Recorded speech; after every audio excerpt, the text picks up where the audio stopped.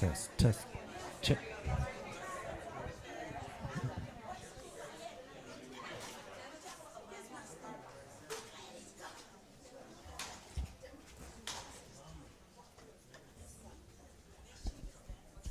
All right, here's number 6. It will be the spare tabletop. We're looking good there. Okay, I'm cutting it off.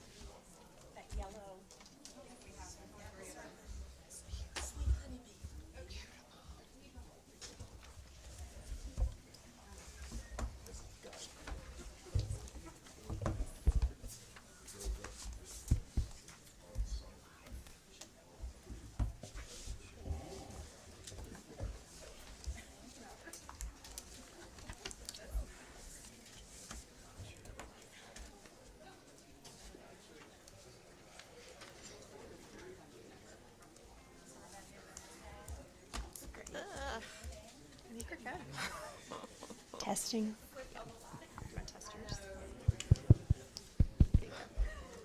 I have a new folder.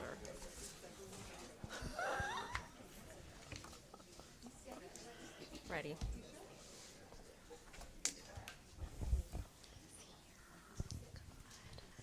Good morning, everyone. Thank you for our Back to School News Conference. We are excited to be able to host it in this beautiful building. I'd like to introduce the panel before we get started. So we have our superintendent, Dr. Hill, Dr. Crystal Hill. We also have Dr. Melissa Balknight, our deputy superintendent. And with us, we have Nancy Blackwell, right? Brightwell. I'm marrying the two. Brightwell, who is our chief of recruitment, retention, and talent development. And then we have our Chief Operations Officer, Tim Ivey, and then we also have our Chief of Strategy and Innovation Officer, Beth Thompson. And my name is Shauna Spickard, and I am kind of new, so that's why I'm learning everybody's names. And so I am the Chief Communications Officer. I'm very excited to be here. Before we get started with the panel, we do want to thank our host here today of this beautiful school. And so Summer Rogers has agreed to give us a little bit of information about Knightsview Elementary before we pass it on to Dr. Hill to get started.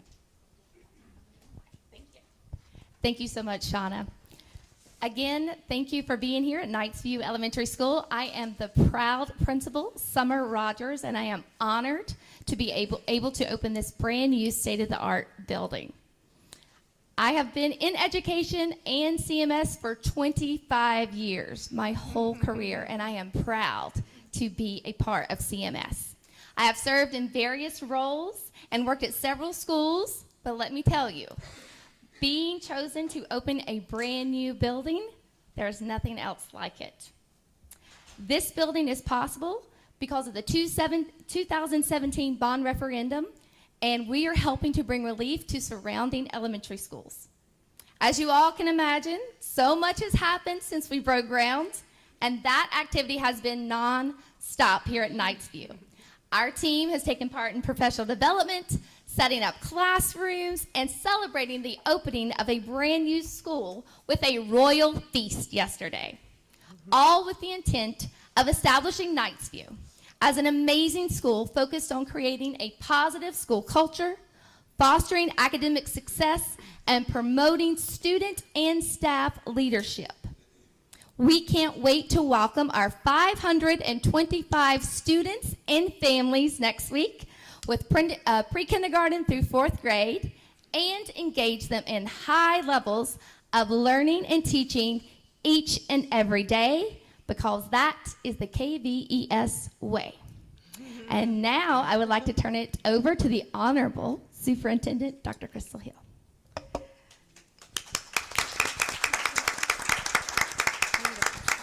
Is my mic on? It is on. All right. Thank you so much, Summer, and we're so excited to have you leading this beautiful school. Well, good morning, everyone, and welcome, and thank you for being here this morning. At this time, I'm really excited to have our Board of Education members that are with us today. Lisa Klein, if you'd want to give a wave, thank you. We have Summer Nunn. We have Lenora Sanders Ship. And we have Dr. Monty Witherspoon. Thank you so much for being here this morning. We are so excited and eager to kick off the 2024-25 school year, and we're very excited to welcome you to the brand new Knights View Elementary School, which is one of 2 brand new schools that are opening this year, and of course we have another replacement school that we are opening. We invite you to stay here in the building for a beautiful tour once we've concluded our briefing. We definitely appreciate your help in helping us spread the word to our families and to the public about our preparations for this new school year. Charlotte-Mecklenburg Schools is continuing its focus on excellence without exception for students and for our staff. We are committed to ensuring endless possibilities for our students by creating supportive, inclusive learning environments that foster creativity, critical thinking, and personal growth. We will continue to provide students access to a myriad of educational resources, opportunities for exploration and discovery, and personalized learning experiences.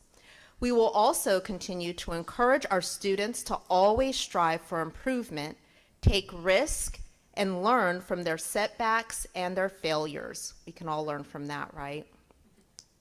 We know when students pursue their passions and interests, they will unlock their full potential and open up a world of endless possibilities for their futures. Today, we will provide you with updates about the district's new organizational structure, operations including electric buses and new schools, staffing and teacher recruitment, partnerships, and our strategic plan. Before we get to those updates, I would like to take a few minutes to share some important reminders with our parents, guardians, and caregivers who may be watching. Please make sure you've completed the form to opt your students in for very important health and dental screenings that our school health department offers. We want to make sure that you are receiving communication from the district and from your school. So please make sure that you download the Parent Square app to stay connected. All official district and school communication will be sent through Parent Square. Once you've set up your profile, you can set notification preferences for your preferred language and how often you would like to receive notifications, either in real time or compiled in a digest. And lastly, before I turn it over to Dr. Ballantyne, I want to remind our parents to visit our Back to School website for information about open houses, transportation, health screenings, Parent Square, and much, much more. You can access the site from the main page of our district website or by typing in the URL www.cmsk12.org/backtoschool into your browser. Once again, thank you for joining us today, and now it is my pleasure to introduce Dr. Melissa Ballantyne, Charlotte-Mecklenburg Schools Deputy Superintendent. Good morning. Welcome back to school to our students, families, and staff. We've been very busy this summer. Over the summer and last year, we have continued to organize for endless possibilities. We have restructured 11 school performance areas to support our schools by elementary, middle, high, and K-8. Our district leadership collaborated to strategically build performance areas with a focus on balance and equity to ensure schools receive individualized supports unique to each school level. Every performance area has a team of instructional specialists, an assistant superintendent, and an executive director to support our schools. We have been very intentional in designing our day-to-day work to prioritize instruction and hands-on time in schools. We will continue to focus on data-driven decision-making and school improvement aligned to our district strategic plan. In addition, we have provided new resources for our schools this year. We have worked collaboratively all summer to develop those resources to support students, teachers, and families. Our teams led professional learning experiences throughout the summer. At the start of the summer, district and professional school leaders gathered to hear the charge from our superintendent and to receive the rollout of the 24-25 school year initiatives to set the foundation for a great year. More than 60 school teams attended an immersive 2-day session with Capturing Kids' Hearts, which supports our social-emotional learning for our students and teachers. Our teachers have also had an opportunity to launch into the new school year with several professional development sessions. We will continue to support our teachers with our K-5 mathematics and instructional training to make sure that we delve into grade level standards and meet the needs of our students. Language arts training has occurred throughout the summer as well to support our curriculum to literacy research and the science of reading. Secondary math, language arts, and science topics included unit overviews, the emphasis on productive talks and strategies, and the preparation for teaching the new science standards. Those targeted learning opportunities are expected to equip our educators to meet the needs of our students. Our staff they weren't the only ones that were busy this summer. Many of our students attended summer camp. In fact, we had 17,000 students participate in our summer experience over 8 weeks. Our programs included Read to Achieve to support and refine literacy skills, as well as Freshman Connection. And lastly, our comprehensive review. We continue to work on phase 1 of our comprehensive review this summer. The purpose of the review is to thoroughly evaluate and enhance the effectiveness of the district's educational programs, operations, and policies. This review aims to assess current practices, identify areas for improvement, and ensure that resources are being utilized efficiently to meet the needs of students, families, and the community.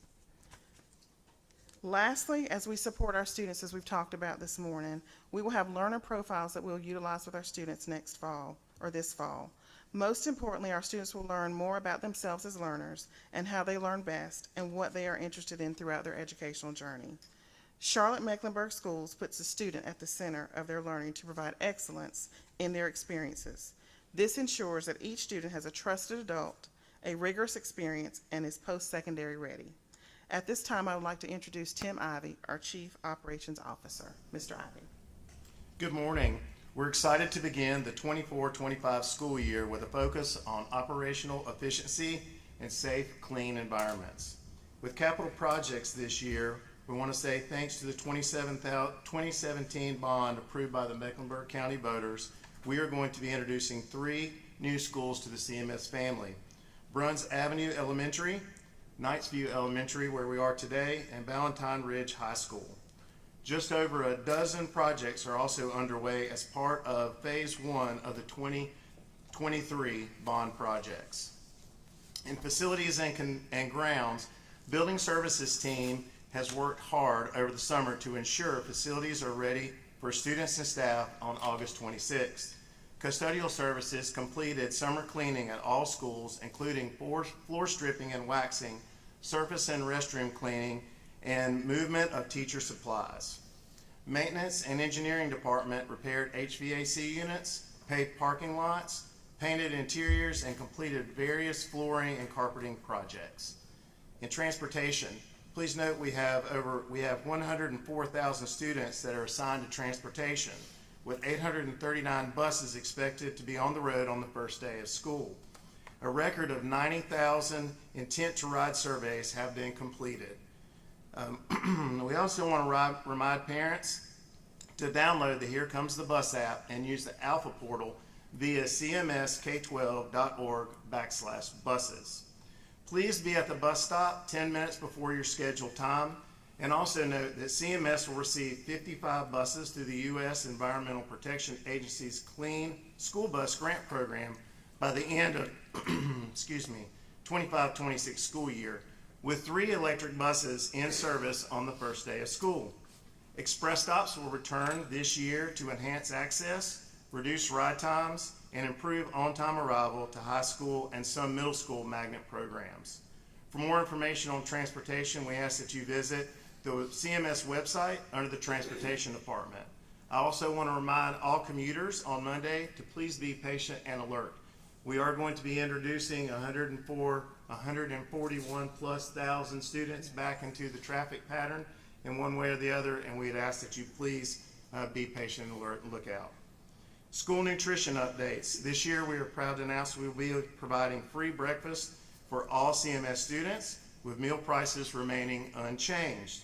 Students at 115 community eligibility provision schools, or CEP schools, will receive all meals at no cost. The list of CEP schools is available under School Nutrition Services and on the district site. Students attending non-CEP schools will need to complete a meal application to be considered for free or reduced lunch price benefits. Online applications are available online now and on the CMS intranet. And in safety, safety is our top priority. All visitors must check in using our Lobby Guard visitor management system, which is actively monitored in all schools. Students entering K-8, middle, and high schools will go through our walk-through security scanners. And Mecklenburg County Office of Violence and Prevention has partnered with CMS to install clean graffiti stencils at over 20 schools promoting violence prevention. These stencils are in both English and Spanish and will be visible for 3 to 6 months at 25 middle and high schools. At this time, I'd like to introduce Nancy Brightwell, Chief Recruitment, Retention, and Talent Development Officer. Good morning. We have a bold vision for attracting, recruiting, and retaining exceptional talent as a foundation to advancing student success here in Charlotte-Mecklenburg Schools. We're pleased to be welcoming 663 new teachers to our district this year and have a total of 17,626 employees who comprise our crown asset in CMS, our caring and dedicated staff. This spring and summer, we've launched several strategic initiatives aimed at bolstering our recruitment and retention efforts in CMS, ensuring that we continue to bring top-notch educators who will inspire and empower our amazing students to reach their full potential. One of these initiatives was to offer all teachers new to CMS a deeper onboarding experience to enhance their classroom readiness. Over 750 teachers attended this first ever Crown Academy over the past several weeks. We have truly hit the jackpot with the teachers who have chosen CMS, and we thank them for their commitment to our students and our families in Mecklenburg County. We've held 12 local in-person career fairs as well as a large virtual fair, and continue to conduct numerous targeted marketing campaigns to support hiring for all of our schools and departments with staff needs. Our CMS Teacher Residency Program, which is our own district-sponsored educator preparation program, continues to be a wonderful pipeline for our teacher vacancies. The program is set to support its largest cohort ever with 204 teacher residents for the 24-25 school year, all of whom have been hired into teaching positions and will be closely supported as they work toward becoming fully credentialed teachers. These strategies, along with others, have led us to currently having 97% of our teaching positions filled. We have 293 teacher vacancies. That would be 262 if you excluded the teacher leader pathway positions, which are outside of classroom teaching positions, but are still considered classroom teaching positions. Our highest need areas are exceptional children's, expanded impact teachers, which are teacher leader pathway positions, and elementary. As we prepare to welcome students back, school leaders have worked closely with their human resource partners and their school performance area superintendents to establish strong plans to ensure that all classrooms are prepared for strong instruction. Our teachers and staff are ready and welcome to receive our students back this summer. I'd now like to introduce Beth Thompson, our Chief Strategy and Innovation Officer. Good morning. This school year, we start our work to achieve new goals and guardrails, and we have a road to success. Our work is organized around 4 pillars of excellence. While the academic pillar is most closely aligned with our goals, the other 3 pillars, people, operational, and engagement, are critical to the achievement of our goals. Available now on the Charlotte-Mecklenburg Schools website is our 24-29 5-year strategic plan, and our one-year 24-25 district annual plan. While the goals share what we will be doing, the annual plan shares how we will be achieving those goals during this school year and beyond. Our district departments have outlined their year one, this year actions in their 24-25 department plans. They are finalizing their targets for this year, and those will be on the Charlotte-Mecklenburg websites once complete alongside our school improvement plans. Speaking of school improvement plans, schools are currently in the process of finalizing their 24-25 annual plans as well. Those will also be posted on the Charlotte-Mecklenburg Schools website. Then throughout the year, we'll be monitoring our progress on those plans to be sure we're doing the things we said we were going to do with effectiveness and with impact. Our ongoing student outcomes focused governance monitoring reports will be located on that webpage every time they're presented to the Board of Education. This webpage serves as a one-stop shop to know what we're doing, how we're doing it, and the progress we're making along the way. We're proud of the countless ways Charlotte-Mecklenburg Schools, in partnership with the community, will continue the journey of excellence this year. And we ask each and every member of our community to join in this life-changing work by signing up to partner with us. I have cards here, and you won't leave without one that gives you all the information you need to sign up to volunteer and for families to engage within our district. We're making it as easy as possible to get involved. And we're specifically in need of 250 volunteers to tutor kindergarten, first, and second grade students in buildings just like this one we're in today. There are options for tutors to work with students virtually or in person. All you need is 1 hour a week, and a willing and committed spirit will teach you the rest, we promise. Sign up today. And with that, we officially welcome you back to the 2024-25 school year. We're looking forward to a fantastic year because endless possibilities start with Charlotte-Mecklenburg Schools. And I'll now turn it back over to Dr. Hill for closing comments. Thank you so much, Beth and team, for all of those updates. So there you have it. A great deal of work has gone into preparing for the 2024-25 school year, and we cannot wait to get started next week. We know we've provided you all with a lot of information today. So at this time, we'd like to open it up to entertain any questions that you may have. And our Executive Director of Media Relations, Susan Vernon-Devlin, will moderate this portion of our briefing. Susan. Good morning, everyone. Okay, we're going to take one round of questions, and if we have time, we'll go for a second round. First hand that I've seen, Brett, who hasn't been with us for a while. Oh. Just called you out, Brett. I know, right? It's not the first time someone from CMS has called me out. Speaking of which, Dr. Hill, so about a week ago, you met with a handful of media outlets to put out an embargo before this thing.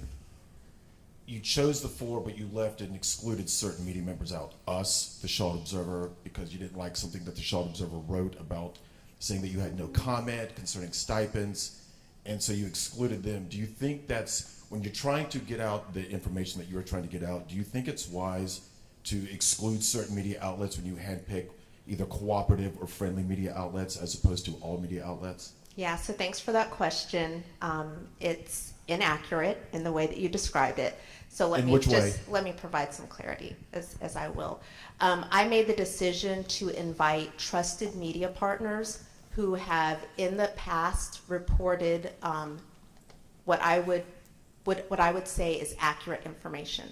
So it wasn't that I picked and choose people that say things that are negative or positive. I mean, the people that were selective have said things that, in my opinion, would be negative. So it's not necessarily that I like or don't like what people say, but I selected people that are rooted in making sure that they accurately report. The other thing that I use that as an opportunity is they peppered us with questions, and I felt like that was a great opportunity to prepare as we presented to the Board of Education, so we'd be prepared to provide clear and accurate information to the public. For example, they asked some questions like, well, on this slide you said this, but on that side you said this. That doesn't really make sense. So we use that as an opportunity to go back and fix some things so it would be more accurate and clear to the public. We actually got that idea when we actually released our budget. So when we released our budget for the first time, my budget recommendation to the board, there was a lot of confusion and a lot of questions that we received from media the following day. So the board meeting is Tuesday night. Wednesday morning, we received a lot of questions. Wednesday morning is our cabinet day. So we received lots of questions, didn't have an opportunity to answer those questions. And so we came back and I asked, some of our media partners, what can we do to help better provide clarity when we're speaking? And one of the suggestions they gave is if you have an embargoed media opportunity, it allows us to ask you the questions, so then that way you can share the information more accurately and there's not as many questions. And I think that did work. So this time when we gave the comprehensive review on Tuesday night, which is very complex, we did not receive as many inquiries because they helped prepare us to make sure that when we provided the information that it was clear to the public. But it was in no way selecting people that are quote friendly, because some of the people that we invited aren't necessarily what you would refer to as friendly. But you said, but you did say, but she said that inaccurate information. So what have I ever reported that's been inaccurate? I'll be happy to talk with you about I that would love to offline. hear that, because I haven't reported on you in 8 months. Brett, can you pass the mic on so that we can go to the next question? And Oh, so much, because there were a lot of specifics we didn't get to. So I'm going to start by hitting Nancy Brightwell with the HR stuff. Could you give us some context for the teacher vacancies, how that compares with this time last year? Same with bus driver, how many vacancies do you have and how does that compare? And specifically West Charlotte High School, I'm hearing some consternation that they got a new principal very close to the start of the school year and apparently without the normal community engagement process of saying, what are you looking for? What do we want in this? Why did that play out in that particular way? So teacher context, bus driver vacancies, and West Charlotte. Yes, thank you for that. I would say that our teacher vacancies are slightly less than we had last year, particularly when you take into account, as I said, some of the positions that are classified as teacher vacancies, which in fact are teacher leader pathway positions that in essence support expanded reach for our classroom. So slightly less than last year. Definitely took advantage of the ESSER funded positions, many of whom we've been able to convert to people who are on the pathway to becoming teachers. So excited to be headed in the right trajectory. We've also had a very strong hiring season with a lot of very successful classroom career fairs. With regard to bus driver vacancies, I'll let Tim answer that. Yes, we also have a less bus driver vacancies than we did last year. So we have several bus drivers that are in the pipeline to be able to be ready to get onto the road as soon as they pass through the requirements. And so we are actually tracking better than we have been in the past. And I believe the exact number is 38 vacancies that we have right now. And I'll speak to the principals. So as you may or may not know that in terms of transfers, as a superintendent, I have the authority to transfer staff into multiple positions. So we received a resignation from Dwight Thompson, who's currently serving as the principal at Renaissance West. He's received a great promotion in another state and needed to backfill that vacancy. So taking a look at the 186 schools that we have and the 186 principals, made some changes to meet the needs of individual schools and also the entire district. But you didn't appoint an interim and then do a community engagement process. There's been multiple times that I wouldn't do that. So it's not a great idea to open up a high school with this short amount of time, a large comprehensive high school with an interim. That just would not go well. So again, taking a look at the needs of our district, taking a look at the needs of the individual school, and when we have a principal that's been serving, the principal that was named, Paula Cook, actually was the assistant principal there, dean of students, had a great history, needed Orlando to go over to Renaissance West because of all the great things that have been happening there, needed him to continue that work there. I had to make the decision to backfill the schools that would needed to be backfilled and not going through that regular process.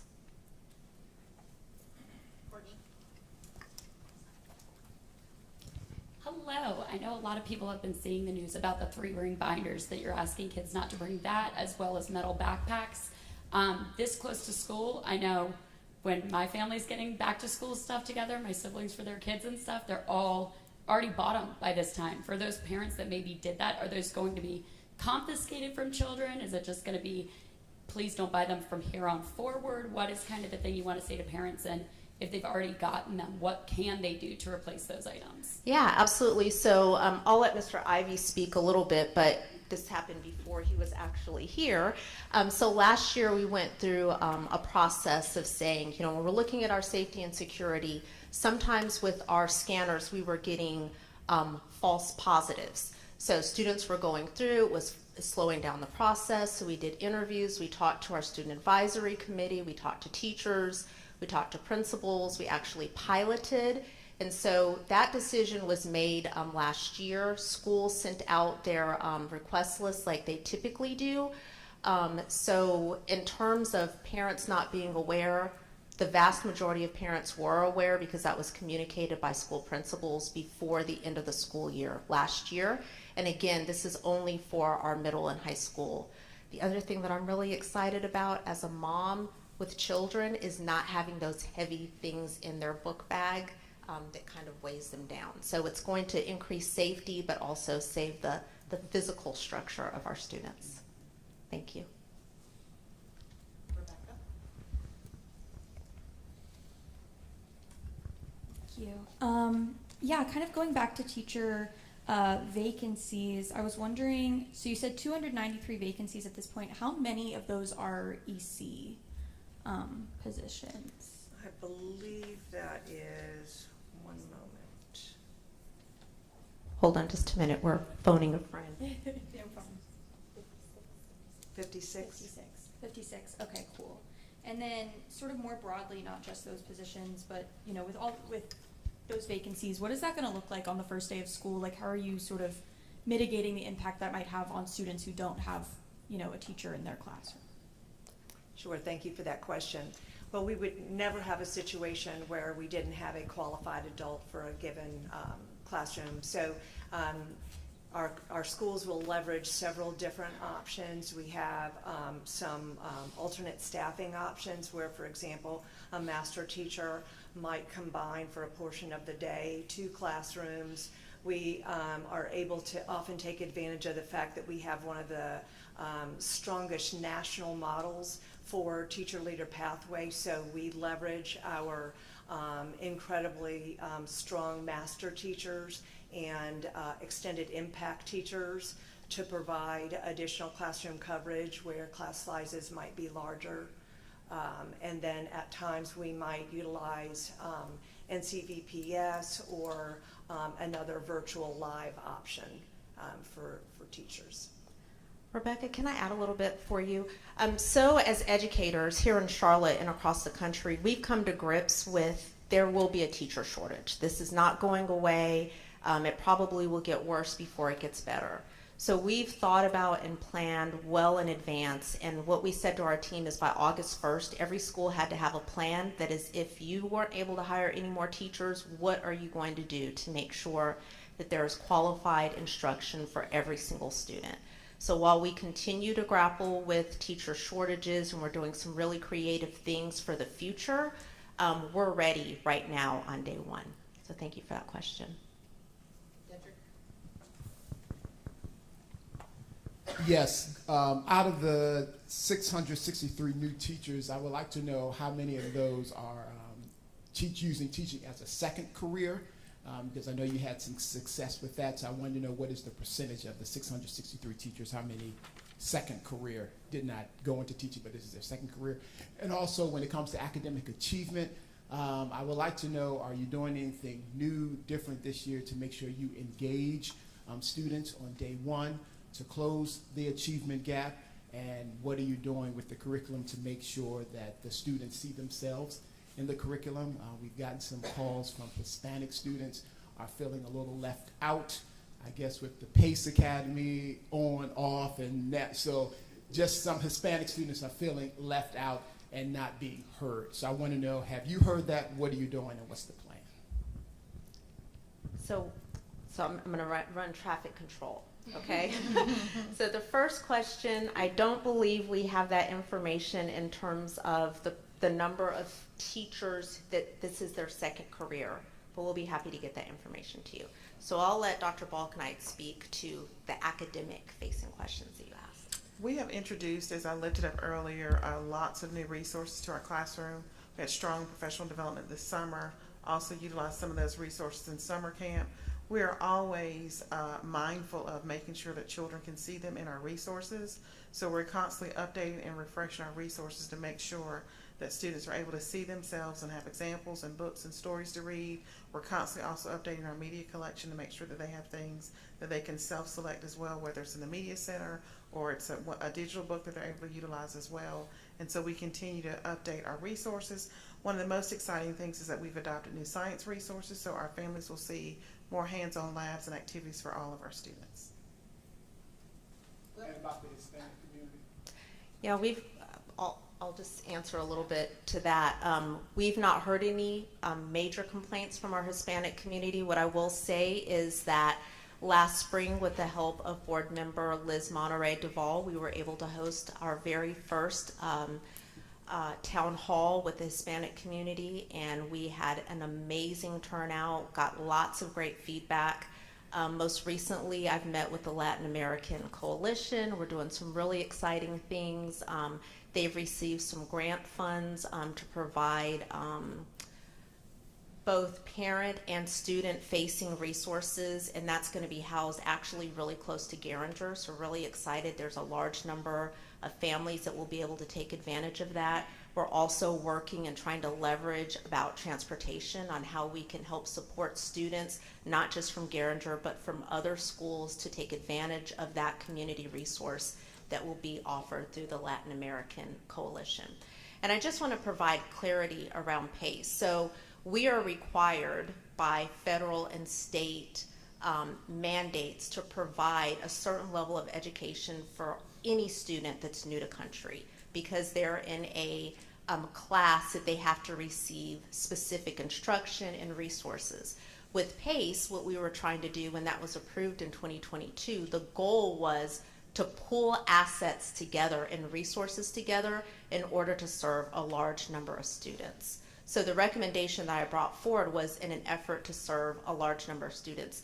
But we will still be able to serve our students, that we will not miss a beat, and our students will continue to receive great opportunities and instruction, as well as we're really being intentional with the partnerships that we have within the community as well.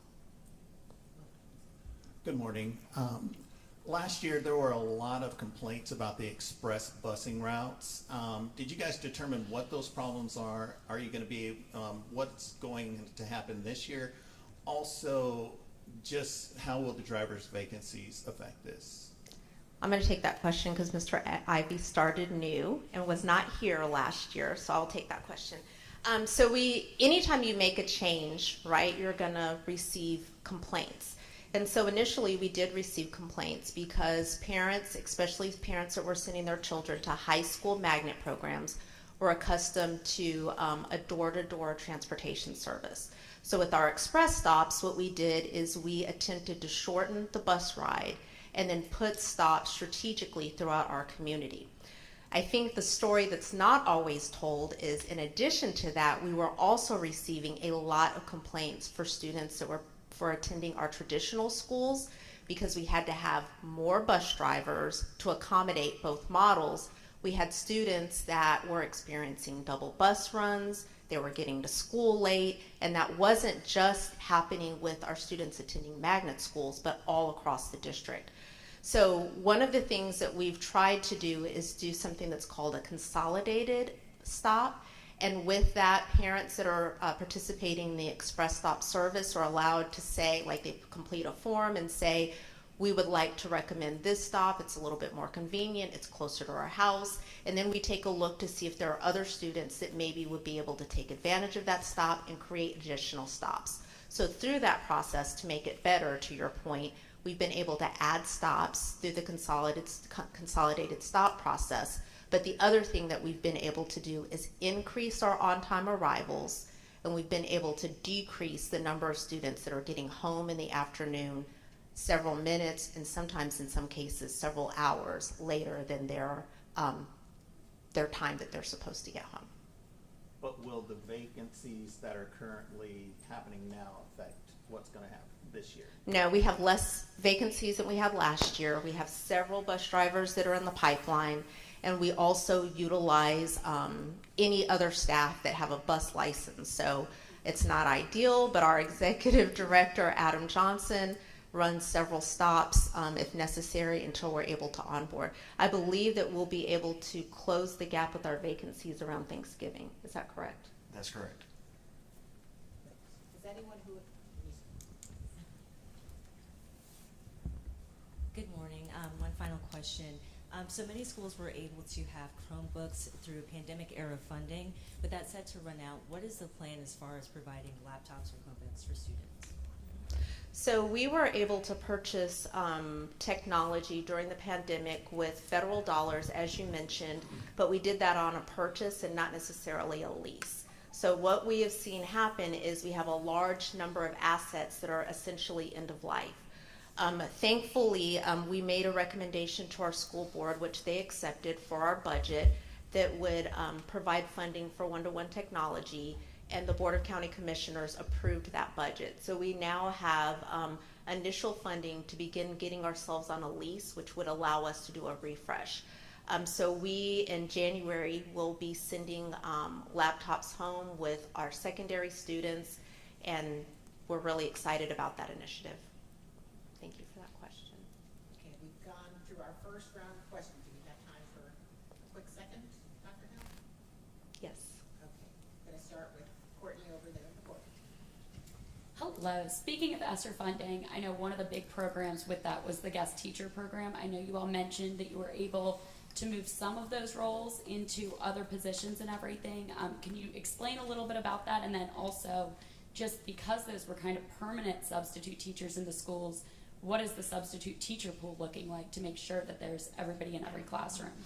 So we had $190 million allocated in ESSER funds, and as you know, the vast majority of those funds were for people. We were able to offshed those funds successfully, and we were able to absorb any staff into current vacancies. So while a lot of districts experienced staff being laid off, we did not have to lay off any employees. So we're really excited about that. But to answer your question more specifically about guest teachers, I would explain guest teachers as a strategy that was a Band-Aid with all of the vacancies that we've had. So while that has gone away, we still do have some long-term substitutes that are available. We've worked really hard to make sure that our substitute teacher pool is strong, but we know the number one thing to impact student achievement is to have permanent teachers in the classroom. So we've really spent a lot of time, as Ms. Brightwell talked about, investing in sourcing those teachers and training those teachers and making sure that on day one they're classroom ready, which will allow us to retain teachers. So our focus to stop the bleed was really on guest teachers. That's not necessary anymore, but we are reverting back to our old model of having long-term substitutes when needed.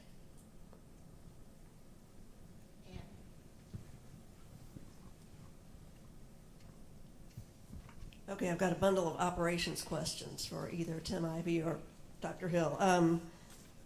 For those of us who are not CMS parents and or don't want to plagiarize the ledger, can you specify what the things are that parents are not supposed to send their kids with this year newly to avoid triggering the metal detectors?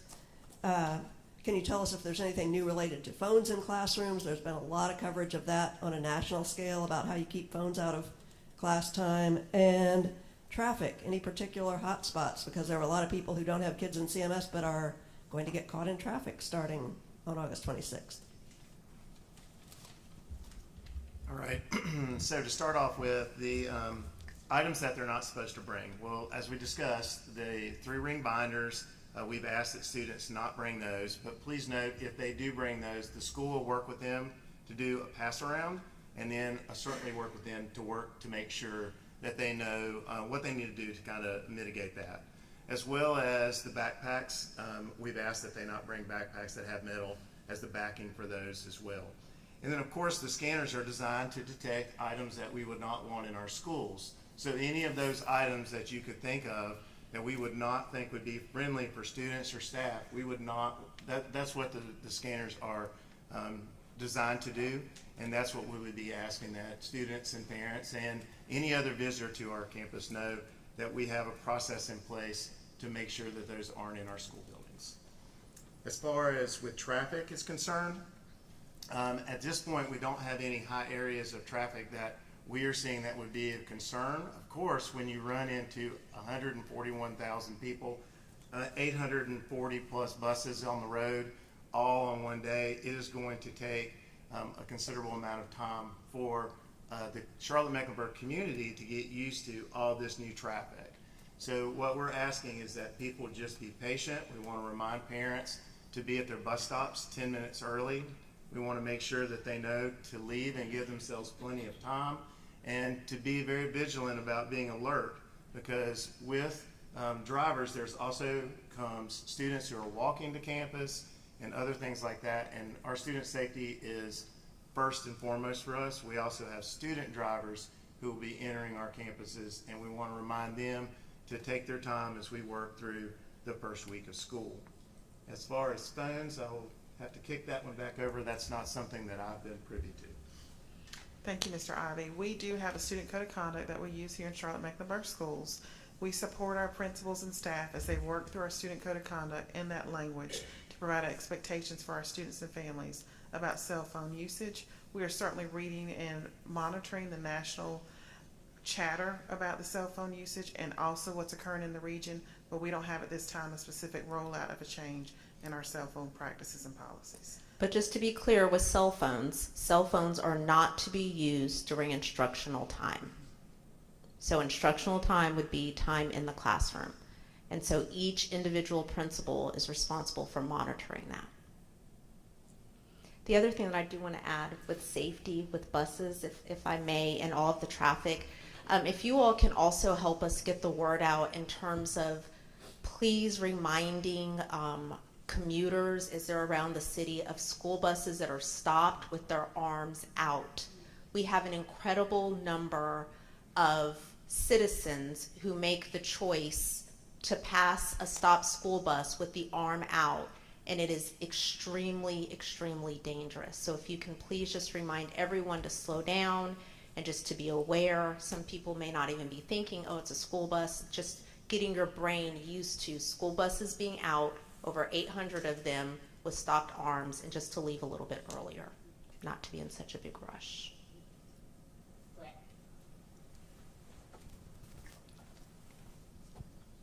In terms of federal funding, I know there's been a lot of questions about that. Can you maybe shed some light on who was to blame for the federal funding not being there for the transient kids? 2023, 2024, 2025, no federal funding simply because paperwork wasn't turned in. Was that under you, like when it had the month that you initially were named interim and it fell, the deadline passed? Was it Hugh Hadaball when you were chief of staff, or was it Ernest Winston? Like, where does the collective blame come for no federal funding for those transient kids? Yeah, so thank you for that question, Brett. So it's McKinney-Vento, and it is a sub-grant. So you have a larger grant. This was a sub-grant. The amount of the previous grant was $75,000 per year, and the new grant was up to $150,000 per year. So the grant was due sometime in the fall of 2022, and it was actually submitted in February of 2023. So when you talk about who's to blame, ultimately we're all responsible, right? But as a result, you know, we had no awareness that the grant had not been submitted until about this time last year when Dr. Ballantyne came on. And so what we were able to do, though, is leverage other federal funds with carryover. And basically what that funding covered was largely administrative cost. So it was some professional development, It covered the cost of half of the salary of one social worker, half of the salary of an administrative assistant.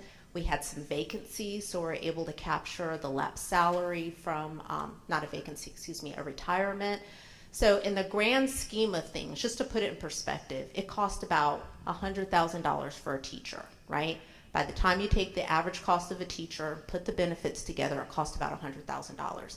This was $75,000 a year. So while every penny counts, as it absolutely does, it was not a huge blow or a huge piece of, it wasn't a huge deal. So much so that when I read the article that somebody was questioned, they were like, oh wow, I didn't even know that happened, because we've been able to actually extend the services that we provide for our McKinney-Vento students through a variety of restructuring that we've done, as well as blended funding. Do any of our other media partners have questions? If not, I'm going to get the last question to Dedrick. Anyone? Going once? Going twice? Dedrick. So to piggyback on that, so with the transient students, they will have everything they need. And more. Okay, all right then. Okay, all right, then. Yeah, so the student-facing piece that was there was some bus passes or something like that for transportation, is that correct? We've been able to increase that. Previously, we did not have social workers assigned to every single school. We now have that on an itinerant basis, so it's not a one-to-one, but every school has access to a social worker. As of today, all of our social workers will be trained to be able to better support our students that are in the McKinney-Vento status, and we've been able to increase transportation for those students. So while it was a loss in one area, because now we have the visibility, we've actually been able to provide better services for our students. Good. I wanted to make that clear.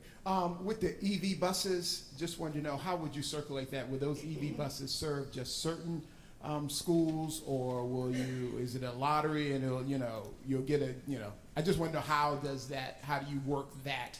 And then also back to academic achievement. I know when we covering CMS, I know that each school, like some schools had a big board and they had each student's name on there, so they would know exactly what Johnny is doing, so you don't have to wait until the December to find out that Johnny needed some help the second week of school. So I want to know, what is the plan and how are you monitoring that to make sure that no student falls through the cracks? Great question about the EV buses. Now, EV buses are a relatively new concept, and so with them comes a whole lot of different things that you have to think about that you might not have had to think about with a diesel or a propane bus. For example, charging times, and when do the buses need to be charged, and what do you do in the meantime, where do those charging stations get put up so that we can effectively utilize them throughout the Charlotte-Mecklenburg schools? So at this time, we're only introducing 3, and we're using those as a way for us to gather information, to look at that, so how we can expand when the 55 arrive and be able to make a large-scale plan of how we would be able to disperse those throughout the community. So for right now, we will be keeping those closer to their charging stations to see how they go and the routes that they'll make, and then as we learn more information, we'll certainly expand that and have further details by the 25-26 school year when all 55 arrive. And equity and things like that, are those charging stations near, where are those charging stations? Are they in, what part of town are those charging stations? So they're currently located in one of the garages, and so we're keeping them there, and then what we'll end up doing, and as they expand that, we'll utilize those at different areas around. And so east side, west side, south side? I am not 100% sure. Is it the Wilkinson? Disperse across our transportation locations. Okay. Did everybody hear that? Yeah, eventually they will be dispersed across. I think right now they're located at the Wilkinson garage. But we have multiple transportation areas, so they would be dispersed in the different transportation garages across the county. And then I'll let Ms. Thompson speak to the data, and then what we're doing about it, we'll flip it over to Dr. Ballantyne. Yep. So at the, what I would call the aggregate level or the school level, we have our new goals and guardrails. Each goal has a rate of increase for every year for the life of the goal. So for example, I've got them right here. Goal 1, which is our K-2 literacy goal, requires that every school increase by 4% every year, so that at the end of 5 years, we're at 91%. Goal 2 is a 3.4% increase each year, and goal 3 is a 5% increase each year. Every school is developing their targets in their school improvement plan off of these annual rates of increase. So wherever the school ended last year, we need for them to increase at that rate of increase by this time next year, and the next year, and the next year. We're also planning, if a school did not hit the target we projected last year as that baseline, or we're calling that year 0, we forecasted all of this off of a baseline of 22-23 data, then we're needing to look at that school to say, what do you need to do extra or more or above to be able to not just increase the 4% or the 5%, but increase the additional amount. So from a school improvement plan lens, that's what's happening at the school level. Once we get to the individual students, we'll be starting with universal screeners, and I'll turn that over to Dr. Balknight. So I want to step back just for a moment. As I lifted up earlier, we have organized for endless possibilities with a restructuring of our leadership at the district level. And so our assistant superintendents, formerly learning community superintendents, now are by level. So they will be very intentional in their visits, their conversation with building level leaders, the team that they have to support them now. They actually have instructional support or coaches on their team.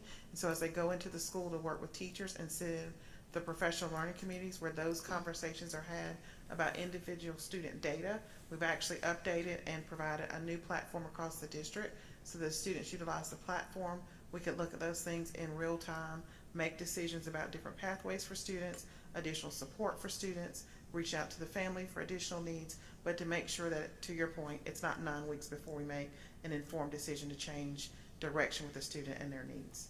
So it'll be real time, ongoing, and very specific with our assistant superintendents by level, and they have been hired and selected by their expertise level of elementary, high, middle, or K-8. Well, thank you all for coming today. Those of you who wish to tour our beautiful school, we have a group from operations on that side of the room, Sylvia Oben and Dennis, who can take you around and show you what the school looks like, as this is one of our brand new schools, and the proud principal, Summer, is over there as well. She can guide you around. If you have any additional questions that were not answered here, please email them to the media mailbox at media@cms.k12.nc.us. All of you have used that before, so please do continue to use it to reach out to us when you have any media inquiries. I'd like to thank you all for coming. I know our Hispanic media partner probably has some questions that she needs answered, and so we'll work with her on that.